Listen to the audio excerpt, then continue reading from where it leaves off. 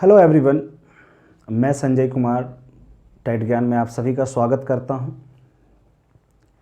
जैसा कि हम सभी जानते हैं, सीटेट का एग्ज़ामिनेशन डेट पर निश्चित हो चुका है, लेकिन कुछ परेशानियों के कारण हम लोग आपसे ऑफलाइन नहीं जुड़ पा रहे हैं।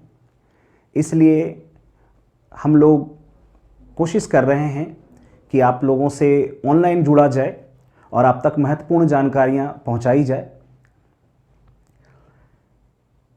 तो आज से हम लोग ऑनलाइन क्लासेस स्टार्ट कर रहे हैं ताकि आने वाले एग्जामिनेशंस के लिए आप तैयार हो सके, अपने आप को प्रिपेयर कर सके, बेहतर कर सके।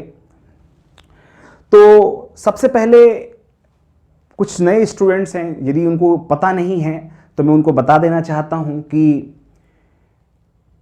सीटेट में 30-30 मार्क्स के एग्ज़ाम्स लिए जाते हैं। जैसे आपके मैथ्स है तो 30 मार्क्स के होंगे, इंग्लिश हैं, हिंदी हैं, तो ईच सब्जेक्ट हैज़ 30 मार्क्स, जिसमें से इंग्लिश की यदि बात करें तो वो 15-15 नंबर में डिवाइड हो जाता है। 15 नंबर जो है वो पैडागोजी के लिए होते हैं और पैडागोजी 15 नंबर जो है वो आपके पैराग्राफ्स और पोएम के लिए होते हैं, जिसमें कुछ ग्रामर कंटेंट भी होते हैं, ठीक है ना।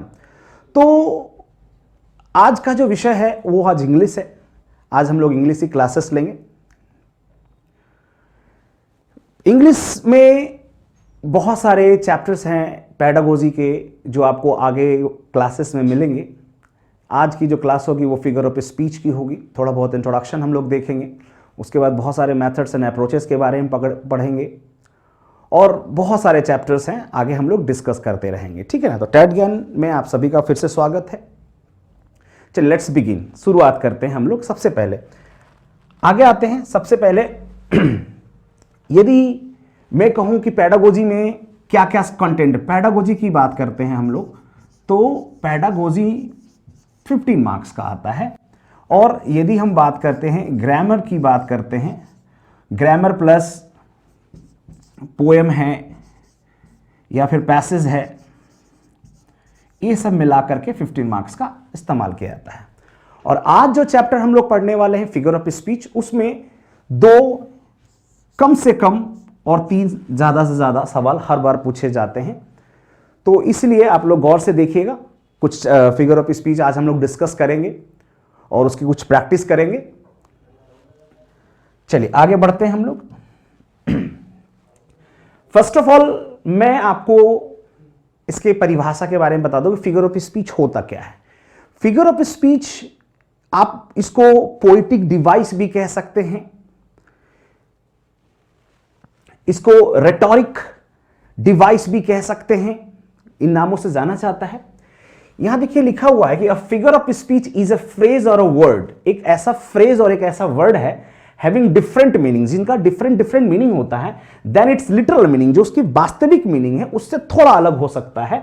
It conveys meaning by identifying और comparing one thing to another. इसके मीनिंग को कैसे निकाला जाता है, एक को दूसरे से कंपेयर करके इसके मीनिंग को निकाला जाता है। विच हैज कॉनोटेशन और meaning familiar to the audience, जो उनसे क्या होते हैं, संबंधित होते हैं। That's why it is helpful in creating vivid rhetorical effect, तभी ये विभिन्न प्रकार के रेटोरिकल इफेक्ट को दर्शाता है। आप छोटी सी भाषा में क्या समझ जाइए कि फिगर ऑफ स्पीच जो है वो एक पोएटिक डिवाइस है।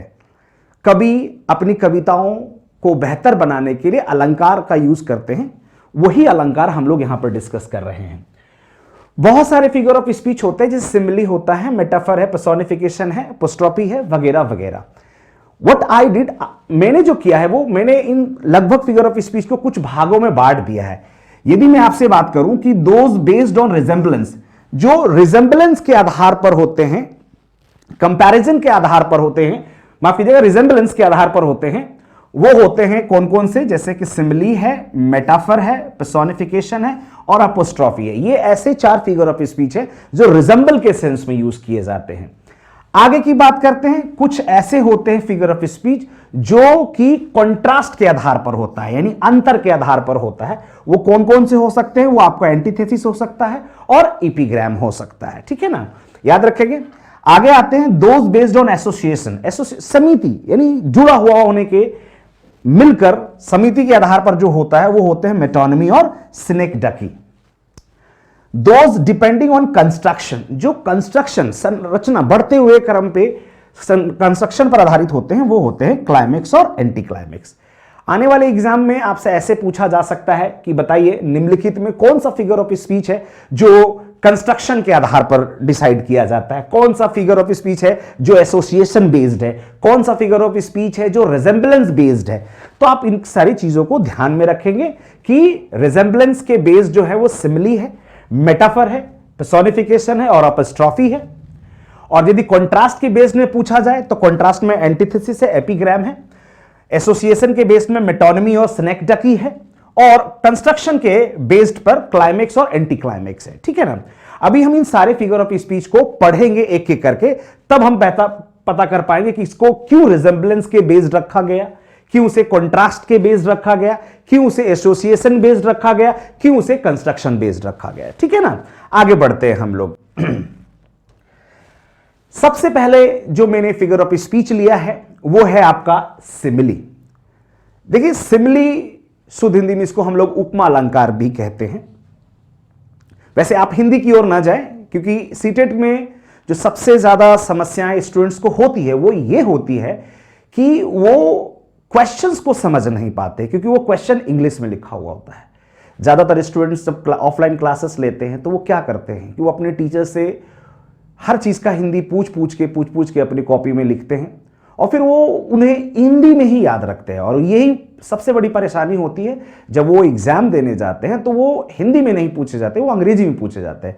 तो मैं आप सभी को सजेस्ट करना चाहता हूं कि प्लीज कोशिश करें कि जितने भी कंटेंट है वो इंग्लिश में ही समझा जाए। I can teach you in English और हिंदी बोथ, मैं दोनों में आपको बताऊंगा। ठीक है ना, बोथ हिंदी एंड इंग्लिश। सबसे पहले आते हैं सिमिली। सिमिली क्या कह रहा है कि simile is used to compare. Simile का इस्तेमाल किया जाता है तुलना करने के लिए। किसमें भैया? टू कॉन्सेप्ट्स और ऑब्जेक्ट, कोई भी दो कॉन्सेप्ट और दो ऑब्जेक्ट के बीच में तुलना करता है दैट आर नॉट अलाइक, जो कि एक समान नहीं है।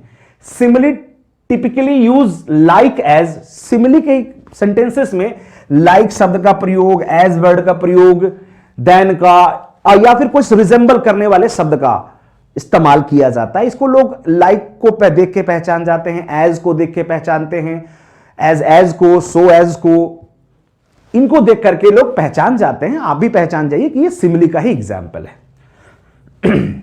एग्जाम्पल देखते हैं हम लोग, वैसे बहुत सारे एग्जाम्पल्स होते हैं, फिलहाल दो एग्जाम्पल है। मैंने कहा the boy grew like a weed. जो बच्चा है, बच्चा कैसे बढ़ा? जैसे कि कोई घास फूस बढ़ रहा हो, कोई पेड़ पौधा बढ़ रहा हो, तो बच्चे को उसने तुलना किया है उसके ग्रू होने से। As wise as an owl, मतलब उतना ही चालाक जितना कि आउल है, उल्लू है। तो देख रहे हैं कि दोनों में तुलना तो हो रही है, लेकिन वो किसी विशेष परिस्थिति को लेकर के आपस में तुलना हो रही है। तो वो है सिमिली, सभी लोग जानते हैं। आगे चलते हैं हम लोग मेटाफर को चलते हैं। मेटाफर जो है, a metaphor is a figure of speech that describes an object or an action in a way that is not literally true।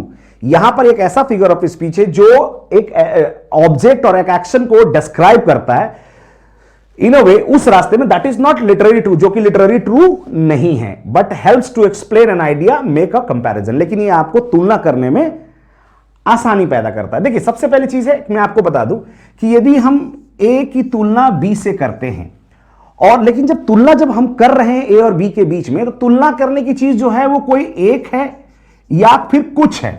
कुछ बातों को ध्यान में रख करके हम उसकी तुलना कर रहे हैं तो वो सिमिली में चला जाएगा। लेकिन यदि हम ए की तुलना बी से करें और हर बात को all the point, on the respect of all the point यदि हम कंपेयर कर देते हैं तो वो पहुंच जाता है मेटाफर। ये हो जाएगा सिमिली और ये हो जाएगा आपका मेटाफर। देखिए एग्जांपल, यदि मैं बोलूं कि लव इज अ बैटलफील्ड, तो लव इज अ बैटलफील्ड यानी युद्ध, प्यार को क्या कहा जा रहा है? युद्ध का मैदान कहा जा रहा है। तो आप छोटी भाषा ये भी समझ लीजिए कि मेटाफर जो है वो ये है कि वो किसी को कोई उपाधि देता है, वो बताता है, किसी को एक नया नाम दे दिया जाता है, एक पोस्ट दिया जाता है, तो वो मेटाफर ही कह सकते हैं। किसी व्यक्ति को आप कोई नया नाम दे रहे हैं तो वो भी फिगर ऑफ स्पीच के मेटाफर में ही जाएगा। तो लव को यहां पर बैटलफील्ड कहा गया। अगला है Bob is a couch potato. एक लड़का है जिसका नाम बॉब है, उसको क्या कहा जा रहा है कि वो काउच पोटैटो। काउच पोटैटो का मतलब कि वो फिल्म देखने का बड़ा शौकीन है, एक नाम दिया गया है। All the world is a stage, यहां पर वर्ल्ड को स्टेज का दर्जा दिया गया है। And all the main and women उसके खिलाड़ी होते हैं। वो क्या होते हैं? मात्र उसके खिलाड़ी होते हैं। तो देख रहे, दुनिया को एक स्टेज का दर्जा दिया गया है, उपाधि दिया गया है, और औरत और मर्द दोनों को खिलाड़ी का एक उपाधि दिया गया है। तो ये सिंपली मेटाफर है। एक छोटा सा एग्जांपल, जैसे मैं आपको बोलूं कि Sanjay runs like a tiger, यदि मैं बोलूं कि संजय टाइगर की तरह रन करता है, तो ये संजय और टाइगर के बीच में तुलना तो हो रही है, लेकिन तुलना करने वाली जो पॉइंट है वो सिर्फ रनिंग है, यानी बाकी सब अलग अलग है, बस दौड़ने की जो कला है वो उसके जैसी है। लेकिन फिर तो ये सिमिली का एग्जाम्पल है।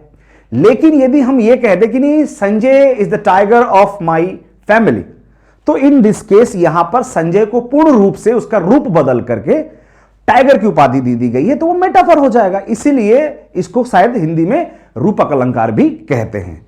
तो आप समझ गए होंगे कि रूपक अलंकार यानी मेटाफर और सिमिली में क्या फर्क होता है। इसमें किसी कुछ क्वालिटी को आधार मानकर एक दूसरे से तुलना करते हैं, और यहां पर पूरी क्वालिटी ट्रांसफर कर दी जाती है दूसरे में, यानी क्वालिटी ऑफ वो A is completely transfer to B, यानी ए की पूरी क्वालिटी बी में ट्रांसफर कर दिया जाता है। यानी संजय को किंग बोल दिया जाता है, राम को चोर कह दिया जाता है, तो ये पूरी क्वालिटी ट्रांसफर कर दी जा रही है, तो वो मेटाफर में आ जाता है। ठीक है ना। आगे चलते हैं हम लोग। जैसे अब अगला है पर्सोनिफिकेशन। पर्सोनिफिकेशन जिसको हम लोग हिंदी में मानवीकरण भी कहते हैं। यहां पर मैं आपको पहले ही बता दूं कि क्या है पर्सोनिफिकेशन में। क्या होता है, यहां भी तुलना ही होता है, लेकिन यहां जो तुलना होती है वो नॉन लिविंग की लिविंग चीज के साथ तुलना होती है। मतलब नॉन लिविंग को एक ऐसी एट्रीब्यूट किया जाता है, उसमें एक ऐसा लक्षण दिया जाता है जैसे मानो कि वो कोई जीवंत प्राणी हो, कोई जीवंत हो। आगे देखते हैं, इसका एक परिभाषा देखते हैं। It is a figure of speech in which a thing, एक ऐसा फिगर ऑफ स्पीच जिसमें एक चीज, एक आइडिया और कोई भी animal is given human attributes, उसे किसके लक्षण दिए गए हैं? ह्यूमन एट्रीब्यूट्स का मतलब लक्षण देना, उसको एट्रीब्यूट दिया गया है ह्यूमन वाला।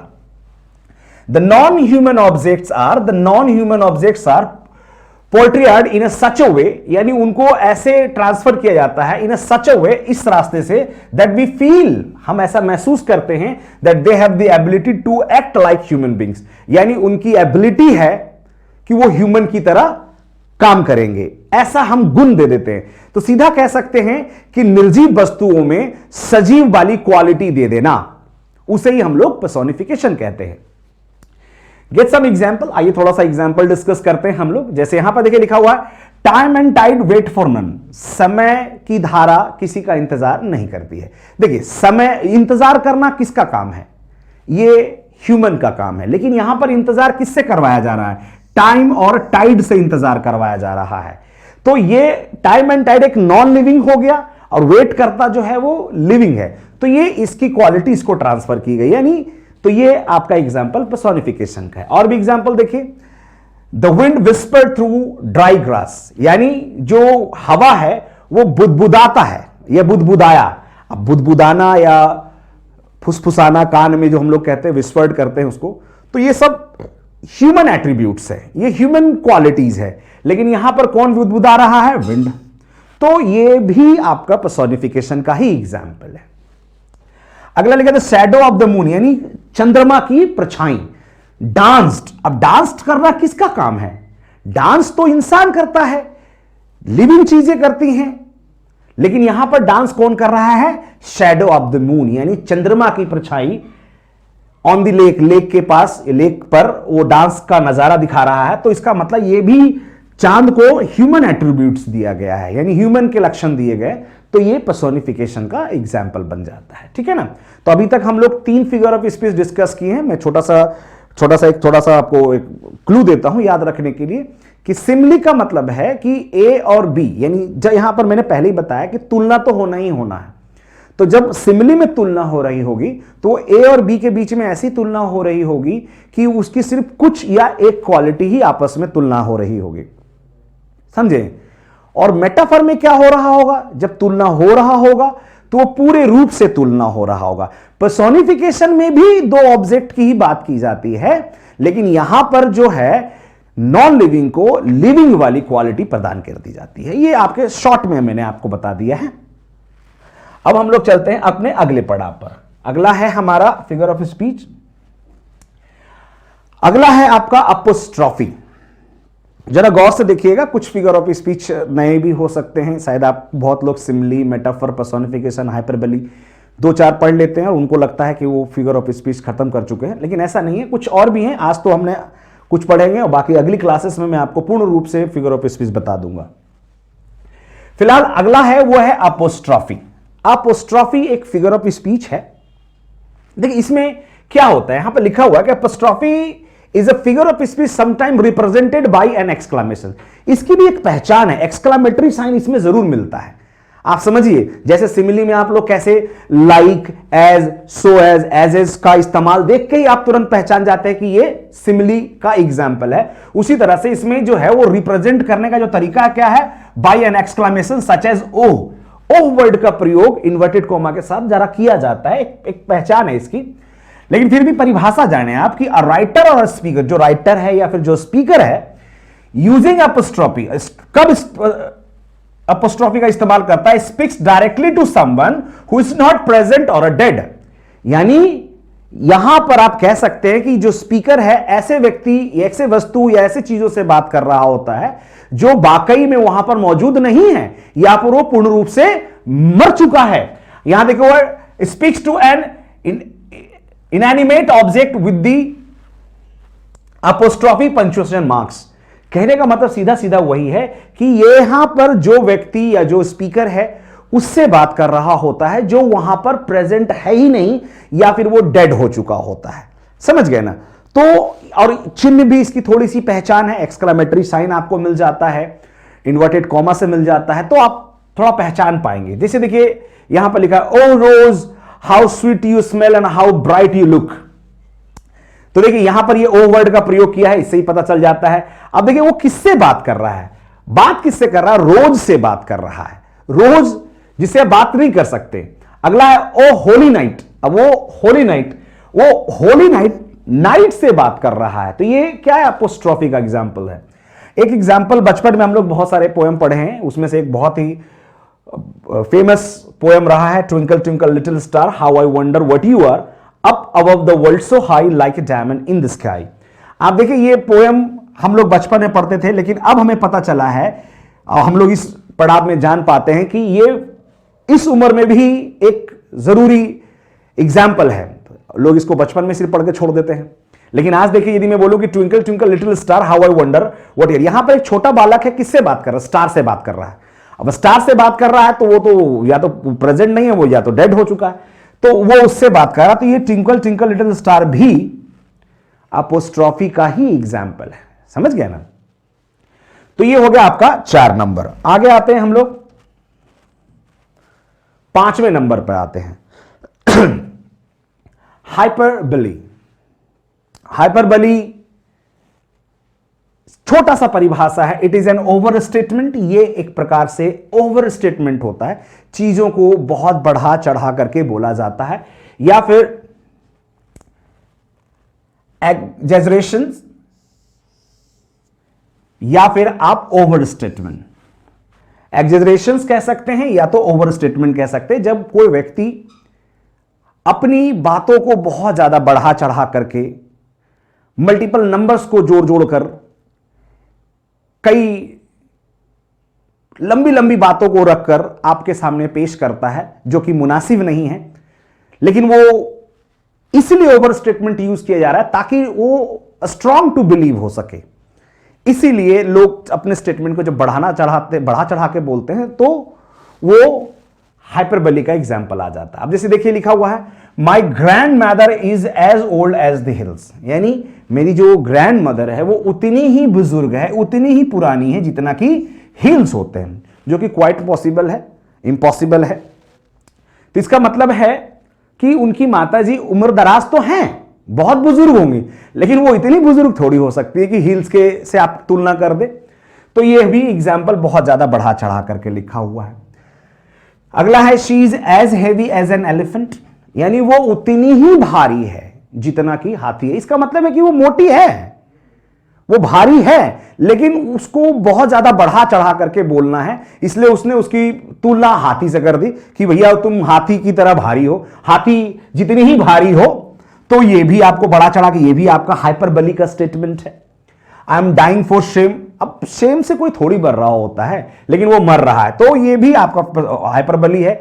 The old man was older than the Himalayas, यानी वो बुजुर्ग आदमी बहुत बुजुर्ग तो है, लेकिन वो कितना बुजुर्ग बता रहा है, उतना बुजुर्ग बता रहा है जितना कि हिमालय है, जो कि क्वाइट इंपॉसिबल है। तो ये सिर्फ बातों को बहुत ज्यादा बढ़ा चढ़ा करके इसलिए बोला जाता है कि लोग उस बात को थोड़ा सा सीरियस ले सके। अगला आते हैं, एक एग्जांपल और है, John was called the elephant of the class for his clumsiness, यानी उसको, यानी वो आलसी होगा या फिर बहुत ज्यादा मोटा होगा, लेकिन उसको एलिफेंट बताया जा रहा है कि John was called the elephant, जो कि क्वाइट इंपॉसिबल है भैया, आप हाथी जैसा इंसान थोड़ी हो सकता कभी, लेकिन बताया जा रहा है। तो ये भी आपका हाइपरबली है। एक छोटी सी बात और भी बता दूं, अब जैसे कोई किसी से आप कहें कि चलो हम लोग घूमने चलते हैं, आपके मजाक में आपके फ्रेंड आपसे कहते नहीं, I will not go, my mother would kill me, मैं नहीं जाऊंगी या मैं नहीं जाऊंगा क्योंकि मेरी माताजी मुझे जान से मार देंगे। तो ये क्वाइट इंपॉसिबल है, माताजी आपको मार नहीं सकती, लेकिन जब कोई ऐसे स्टेटमेंट यूज करेगा सामने वाले के सामने, तो वो उसे थोड़ा ज्यादा फोर्स नहीं करेगा फिर चलने के लिए, मेरे हिसाब से। तो ऐसे स्टेटमेंट जो बहुत ज्यादा बढ़ा चढ़ा करके बोला जाता हो, उसे ही हम लोग हाइपरबली कहते हैं, ठीक है ना। अगला चलते हैं हम लोग, ऑक्सीमोरन। जरा गौर से देखिएगा, ऑक्सीमोरन और ये आपका एंटीथेसिस दोनों ही एक दूसरे से बहुत ज्यादा करीब में है, थोड़ा सा स्लाइट डिस्टेंस होता है, स्लाइट डिफरेंस है दोनों के बीच में, आप देखेंगे थोड़ा सा। देख क्या लिखा हुआ है कि in this figure of speech, इस फिगर ऑफ स्पीच में two terms which are opposite, दो टर्म्स, दो शब्द जो आपस में अपोजिट है, इन द मीनिंग में अपोजिट है, are place side by side, उनको साइड बाय साइड अगल बगल में ही रखा जाता है, and they form one lovely phrase, यानी और वो एक लवली फ्रेज बन जाता है, तो वो ऑक्सीमोरन है। यानी कह सकते हैं कि जब दो अपोजिट शब्द सेंटेंस के किसी हिस्से में इस्तेमाल किया जाता हो, तो वो ऑक्सीमोरन का एग्जाम्पल होता है। एग्जाम्पल देखते हैं, a noiseless noise among the leaves. देखिए नॉइजलेस भी है और नॉइज भी है, तो ये दोनों अपोजिट शब्द है, दोनों एक दूसरे के अपोजिट है, इसलिए ये ऑक्सीमोरन का एग्जाम्पल होगा, ठीक है ना। All its aching joys are no more. अब देखिए aching joys are no more, तो ये दोनों क्या है, एक दूसरे के अपोजिट वर्ड है। सो इनोसेंट आर्च, सो कनिंग सिंपल। अब इनोसेंट आर्च जो है वो कनिंग सिंपल के उल्टा है, अपोजिट है। She was feeling sweet pain of lip, sweet भी है और पेन भी है, तो ये भी आपका ऑक्सीमोरन का एग्जाम्पल है। She is regularly irregular, regular के साथ इरेगुलरी वर्ड भी यूज किया गया है, यानी रेगुलर है और इरेगुलर भी है, तो ये ऑक्सीमोरन का एग्जाम्पल आ जाता है। देख सकते हैं इन सारे एग्जाम्पल्स में कई बार पेपर में इनका प्रयोग किया गया है। और देखिए बीच में आपको बताना चाहता हूं कि सीटेट में 1 या 2 नंबर के तो खैर पूछे जाते हैं, लेकिन फिगर ऑफ स्पीच में हम लोग ज्यादातर कैसे काम करते हैं, with the help of option. यदि मौजूदा चारों ऑप्शन के बारे में आपको यदि पूर्ण रूप से जानकारी है तो आप आसानी से उसका आंसर ढूंढ सकते हैं। लेकिन होता क्या है कि हम लोग सिर्फ सिमिली, मेटाफर ये सब पढ़ लेते हैं और फिर एग्जाम में अपीयर होते हैं, तो वहां पर यदि कोई अनोन सा या फिर एलियन टाइप ऑफ ऑप्शंस आ जाते हैं तो थोड़े से दिक्कत में आ जाते हैं हम लोग। तो कोशिश कीजिए कि जितना ज्यादा से ज्यादा फिगर ऑफ स्पीच पढ़ा जाए। आज 10 पढ़ रहे हैं, कल आएंगे तो 15 पढ़ेंगे, तो ये इतना काफी हो जाता है। इतने फिगर ऑफ स्पीच की जानकारी रखेंगे, पेपर में आराम से आपका 2 नंबर तो एकदम प्लस होना ही होना है। अगला आते हैं एंटीथेसिस। जैसा कि मैंने आपको बताया था कि ऑक्सीमोरन और एंटीथेसिस में थोड़ी सी सिमिलरिटीज है। वो सिमिलरिटीज ये क्या है, वो ये है कि ऑक्सीमोरन में जहां पर 2 अपोजिट वर्ड्स का प्रयोग साइड बाय साइड किया जाता है, यहां पर 2 ग्रुप ऑफ वर्ड्स यानी दो फ्रेज अपोजिट साइड में इस्तेमाल किए जाते हैं, साइड बाय साइड में। ग्रुप ऑफ वर्ड्स, यहां वर्ड्स अपोजिट में होते हैं और यहां पर ग्रुप ऑफ वर्ड्स अपोजिट में। तो देखिए मैंने लिख भी दिया है कि in this figure of speech one set of words या one set of phrases in the first part of the sentence is a set against another in the second part. यानी पहले सेंटेंस का दो पार्ट है, तो एक part का जो ग्रुप है, एक पार्ट का जो ग्रुप ऑफ वर्ड फ्रेज है, वो दूसरे पार्ट के ग्रुप ऑफ फ्रेज से क्या है, एकदम डिफरेंट है, यानी उसका अपोजिट है। जैसे देखिए, united we stand, divided we fall. देखिए ये एक स्टेटमेंट है, यूनाइटेड यहां है और डिवाइडेड अगले पड़ाव में है। अब ये यूनाइटेड डिवाइडेड एक साथ होता तो हम शायद इस पे विचार करते हैं कि क्या ये ऑक्सीमोरन होगा या नहीं होगा, लेकिन यहां पर देखिए यूनाइटेड जो है वो एक अलग ग्रुप ऑफ वर्ड्स का हिस्सा है और डिवाइडेड जो है वो अलग ग्रुप ऑफ वर्ड्स का हिस्सा है। आप स्टैंड और फॉल की भी बात कर सकते हैं। स्टैंड भी एक दूसरे ग्रुप ऑफ वर्ड्स का हिस्सा है और फॉल भी दूसरे ग्रुप ऑफ वर्ड्स का हिस्सा है। तो ज्यों हम इकट्ठे होते हैं तो हम खड़े हो जाते हैं, जैसे ही हम लोग अलग अलग होते हैं हम लोग गिर जाते हैं। सारांश पे मत जाइए, आप सिर्फ अपोजिट वर्ड्स को देखें कि यहां पर दो अपोजिट ग्रुप ऑफ वर्ड्स है या नहीं है। ज्यादातर जब भी ऐसे एग्जांपल्स पूछे गए हैं पेपर में तो ऑक्सीमोरन और एंटीथेसिस दोनों ही ऑप्शन में मौजूद होते हैं और इतना काफी है स्टूडेंट्स को कंफ्यूज करने के लिए, ठीक है ना। अगला देखते हैं, man proposes God disposes. Proposes का मतलब मांगना और डिस्पोजेस का मतलब देना। तो देखिए प्रपोजेस एक दूसरे ग्रुप ऑफ वर्ड्स का हिस्सा है और डिस्पोजेस दूसरे ग्रुप ऑफ वर्ड्स का हिस्सा है, तो ये एक दूसरे का अपोजिट में है। तो ये भी आपका एंटीथेसिस का एग्जाम है। To err is human, to forgive divine. देखिए ह्यूमन गलती और माफी, गलती और माफी दोनों अलग अलग अपोजिट वर्ड्स हैं, दो अलग अलग पार्ट में इनका इस्तेमाल किया गया, तो ये आपका एंटीथेसिस का एग्जाम्पल है। तो कोशिश करें इन दोनों को आसान भाषा में समझे कि यहां पर दो अपोजिट वर्ड्स अपोजिट होते हैं, साइड बाय साइड लिखे रहते हैं, यहां पर दो group of words, group of phrase जो एक दूसरे से अपोजिट होते हैं और साइड बाय साइड लिखे जाते हैं, ठीक है ना। तो ये आपका एंटीथेसिस हो गया। हम लोग अगले पे चलते हैं, हम लोग 8 नंबर पे चलते हैं। ये थोड़ा सा उम्दा है, बेहतर है, इसको समझना चाहिए। एलिट्रेशन। अब एलिट्रेशन क्या होता है, एलिट्रेशन है क्या?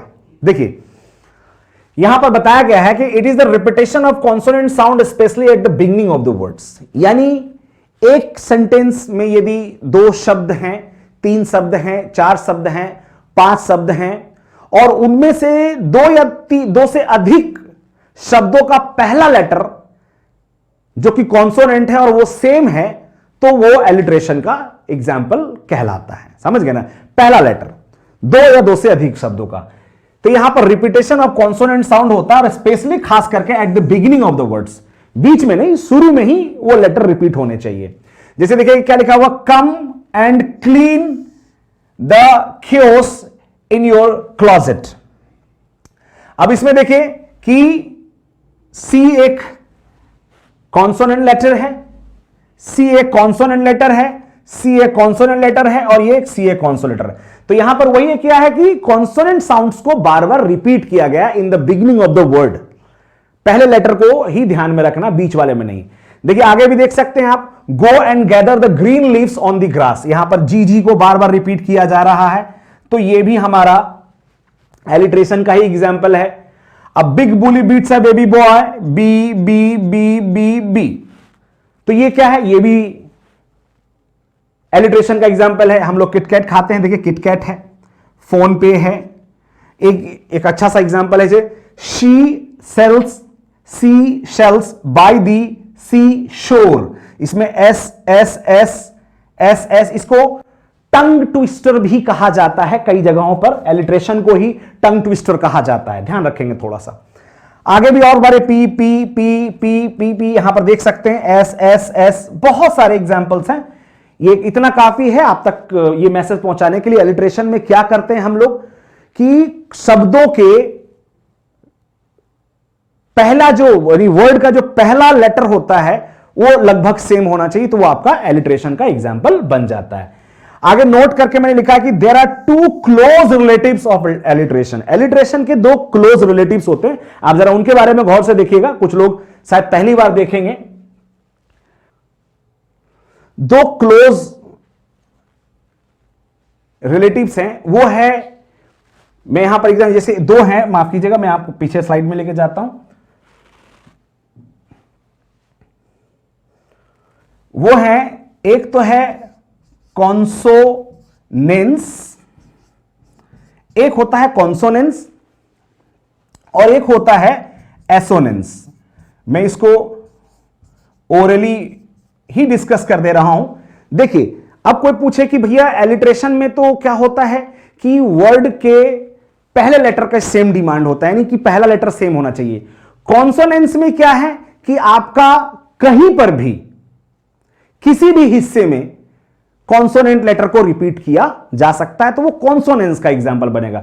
यदि कोई पूछे कि बिगिनिंग में कॉन्सोनेंट लेटर को रिपीट किया जा रहा है, तो आपका क्या कहलाएगा? एलिट्रेशन कहलाएगा।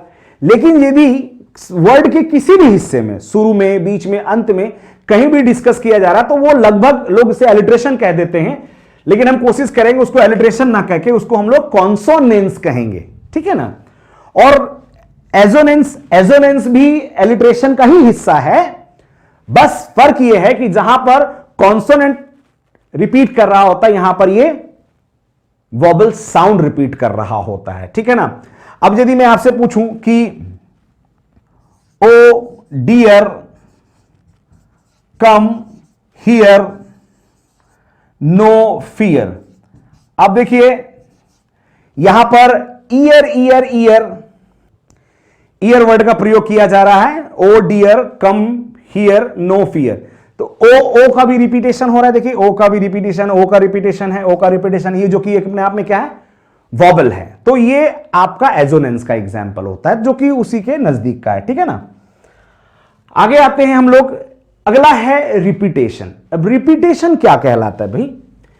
It is a literary divide in which a word और फ्रेज इज रिपीटेड 2 और मोर टाइम्स। ये क्या होता है कि दो शब्द होते हैं, 2 या 3 या 4, कई शब्द को ही बार बार रिपीट कर रहे हैं। देखिए एलिट्रेशन में क्या था? लेटर को रिपीट किया जा रहा था। यहां पर रिपीटेशन में क्या है? रिपीटेशन ऑफ वर्ड है, वर्ड को रिपीट किया जाता है। जैसे देखिए let it snow, let it snow, let it snow, यहां पर रिपीट किया गया है। O woeful, O woeful, woeful, woeful day. A horse is a horse, of course, and no one can talk to a horse. Of course, that is of course, unless the horse is the famous Mr. Edie. तो इसमें कई बार horse word का प्रयोग किया गया है। देखिए हम लोग रिपीटेशन की बात कर रहे थे, जहां पर कि क्या होता है कि वर्ड्स को रिपीट किया जाता है बार बार, जैसा कि हमने बताया कि देखिए स्नो स्नो स्नो ऐसे शब्दों का प्रयोग किया गया है, तो ये आपका रिपीटेशन का एग्जाम्पल है। Woeful, woeful, woeful, woeful day, ये भी क्या है? एक वर्ड है जिसको बार बार वो रिपीट कर रहे हैं, तो ये सब एग्जाम्पल रिपीटेशन का है। जैसे इसमें horse, horse, of course, course, course, इसमें हॉर्स वर्ड का प्रयोग किया गया है, तो ये रिपीटेशन का एग्जाम्पल बच जाता है, ठीक है ना। और आज का आखिरी लेते हैं ओनोमेटोपिया। ओनोमेटोपिया में क्या होता है? यहां भी कुछ रिपीटेशन है, लेकिन यहां रिपीटेशन जो है वो साउंड का है, यानी ध्वनि का रिपीटेशन यहां पर होता है। यहां पर लिखा है कि it suggest sound the formation of word is associated with its sound, जो उसके ध्वनि को संबोधित करता है। जैसे the flag flap the wind, जो कोई पर्दा वगैरह होता है, कपड़ा हवा से जैसे चलता है, उसको फ्लैपिंग करना कहते हैं। तो यहां पर फ्लैग के फ्लैप्ड होने के बारे में बात कर रहा है, समझ गए ना।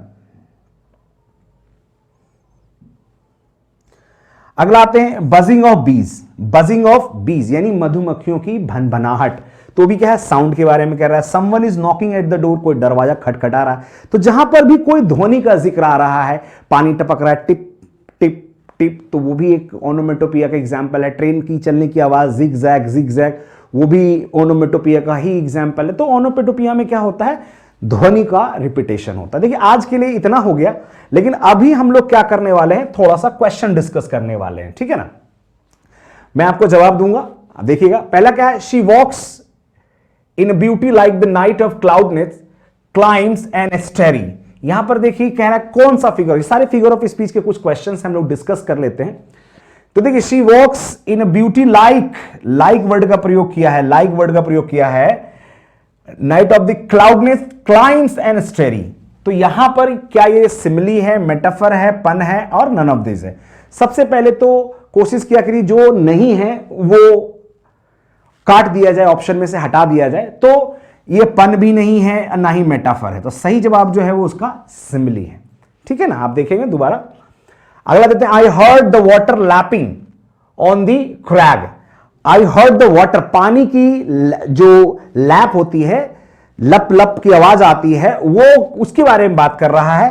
तो वो कहां पर हम लोग डिस्कस करते हैं, हम लोग ओनोमेटोपिया में डिस्कस करते हैं, वहां पर हम लोग ध्वनि का बात करते हैं हम लोग। अगले सवाल की ओर चलते हैं हम लोग कि authority forgets a dying king. कई बार पेपर में ही पूछा जा चुका है, अथॉरिटी फॉरगेट्स यानी भूलना किसका काम है, इंसान का काम होता है। Authority forgets a dying king, और यहां पर भूलने के लिए किसका नाम लिया गया है, कौन भूल रहा है, अथॉरिटी भूल रहा है डाइंग किंग को। तो यहां पर ये किसकी क्वालिटी है, ये पर्सोनिफिकेशन की क्वालिटी है, क्योंकि भूलने का काम जो है वो इंसानों का होता है, सजीव का होता है। यहां पर कौन भूल रहा है, अथॉरिटी, जो कि एक नॉन लिविंग वर्ड है। ठीक है ना। Which of the following word is onomatopoeic, आपको बताना है इसमें से कौन सा ओनोमेटोपिक वर्ड है। तो उसमें से जो है वो क्या है, मरमरिंग, जो हम लोग मरमर करते हैं, हम लोग बुदबुदाते हैं, वो इसका ओनोमेटोपिक वर्ड साउंड होता है। अगला 5 नंबर क्वेश्चन में चलते हैं। What figure of speech has been used in the following line. Following line में आपको कौन सा फिगर ऑफ स्पीच किया गया है, देखिए क्या लिखा हुआ है, let not ambition mock their useful toil.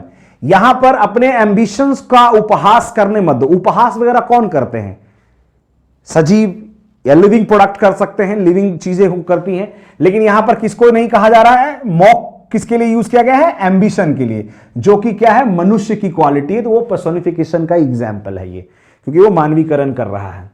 T is ice cold, पानी, चाय इतना गर्म है, बर्फ की तरह तो चाय कभी भी ठंडी नहीं हो सकती है। इसलिए ये एग्जाम्पल जो है वो हाइपरबली का एग्जाम्पल है। ठीक है ना, ये हाइपरबली का एग्जाम्पल है, देखते रहेंगे। आगे चलते हैं, question number 9। He got a golden opportunity to pass the examination. यहां पर आपको बताना कि ये कौन सा फिगर ऑफ स्पीच, यानी अपॉर्चुनिटी का क्या नाम दिया गया, गोल्डन अपॉर्चुनिटी। मैंने आपको बताया था जब किसी चीज को कोई उपाधि या कोई नया नाम दे दिया जाता है तो वो सब किसका एग्जाम्पल होता है, वो मेटाफर का एग्जाम्पल होता है। इसलिए सही जवाब जो है वो 1 नंबर यानी मेटाफर होगा।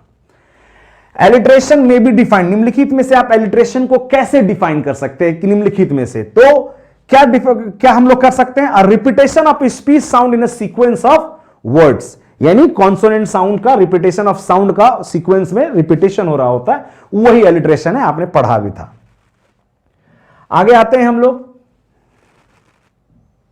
11 नंबर क्वेश्चन है, which figure of speech has been used in the following line. आपको बताना है कि ये कौन सा लाइन, ये लाइनिंग जो है वो कौन सा फिगर ऑफ स्पीच का, ओ वर्ल्ड, ओ लाइफ, ओ टाइम। आप देख रहे हैं ओ वर्ड का प्रयोग कर रहा है, एक्सक्लामेटरी साइन का भी प्रयोग कर रहा है। और मैंने आपको बताया था ये कौन सा एग्जाम्पल है, ये इस तरह की बातें कहां देखने को मिलती है, हमें मिलती है अपोस्ट्रोफी में। इसलिए सही जवाब जो है वो 3 नंबर है। In which figure vowel sound are repeated, आपको पूछ रहा है कि कौन सा फिगर ऑफ स्पीच होता है जहां पर वोवल साउंड को रिपीट किया जाता है। तो आप सबने पढ़ा है, वो क्या है, एजोनेंस है। वो क्या है, एजोनेंस है। आगे आते हैं हम लोग 13 number question. The statement namely they were swifter than eagles and stronger than the lines, यानी किसी को बाज से ज्यादा तेज और लॉयन से ज्यादा मजबूत बताया जा रहा है, तो ये चीजों को बहुत ज्यादा बढ़ा चढ़ा करके बोला जा रहा है, इसलिए वो एग्जाम्पल क्या है, हाइपरबली का है। ठीक है ना। हम लोग अब 14 नंबर क्वेश्चन करते हैं। Search out the figure of oxymoron. आपको बताना है कि इसमें से कौन सा part figure of speech oxymoron के लिए यूज किया जाता है। इसका सही जवाब है पहला, वो क्या है, हैविंग भी है और नथिंग भी है, यानी इसमें हैविंग वर्ड भी यानी होना और नथिंग मतलब नहीं भी होना। तो ये आपका ऑक्सीमोरन का एग्जाम्पल है। आगे चलते हैं हम लोग। Identify the figure of speech in the following line. The fire of passion made him blind. आपको बताना है द फायर ऑफ पैशन, आग, the fire of passion, Junooniyat की आग ने उसे क्या बना दिया, अंधा बना दिया। तो ये देख रहे हैं, किसी को कोई उपाधि दिया जा रहा है, उसको एक नाम दे दिया गया अंधा का, तो वो किसका एग्जाम्पल बनेगा, वो एग्जाम्पल बनेगा मेटाफर का एग्जाम्पल बनेगा।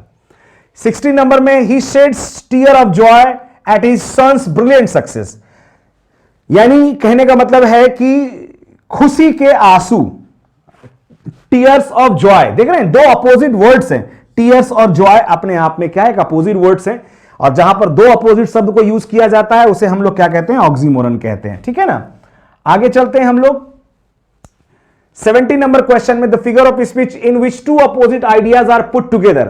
कहां पर दो अपोजिट आइडियाज को एक साथ पुट किया जाता है, आप सभी को पता है, अभी बात डिस्कस कर रहे थे हम लोग, वो ऑक्सीमोरन कहलाता है। ठीक है ना, 18 नंबर क्वेश्चन में है, the figure of speech which consist in the use of the word which suggest the sense by the sound. फिर से वही बात है कि जहां पर साउंड का सजेशन होता है उसे हम लोग कौन सा फिगर ऑफ स्पीच कहते हैं, उसे हम लोग कहते हैं ओनोमेटोपिया कहते हैं। ठीक है ना, अब आखिरी दो सवाल है, जरा देखते हैं।